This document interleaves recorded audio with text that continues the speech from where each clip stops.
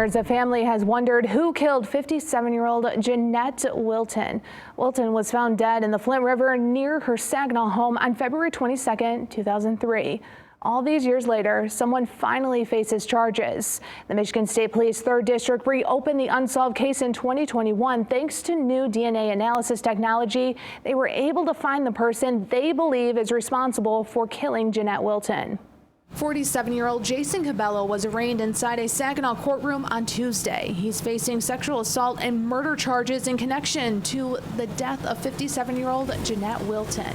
Thanks to new technology and work by the Western Michigan University Cold Case Program, this case is no longer cold. I just can't imagine how painful that would be to lose your loved one and not know what happened. Dr. Ashlyn Kirsten is a professor in the Criminal Justice Studies program at Western Michigan University. She's also the director of the WMU Cold Case Program with Michigan State Police. Her students received this case to help detectives solve it. Well, we got the original case file. Of course, it's largely all paper because of the date of the file.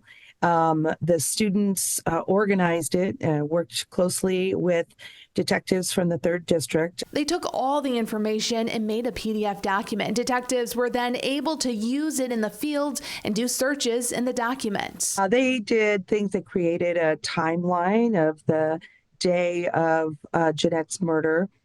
We actually did a site visit last April. Dr. Kirsten says they did deep dives into people's backgrounds. With the students' work, along with advancements in DNA analysis, MSP used their lab and a private lab to process evidence, which in turn developed new leads in this case. I remember the detectives asking the students to do a deep dive of other similar crimes that had been committed around that same time frame, and there just wasn't any. So this is really good work on behalf of the labs and the detectives. Dr. Kirsten says these students put about 3,500 hours of work into cold cases every semester, working alongside detectives to solve these crimes. These detectives that worked with them on Jeanette Wilton's case were able to show them what a career in law enforcement looks like, and they are all now in law enforcement careers.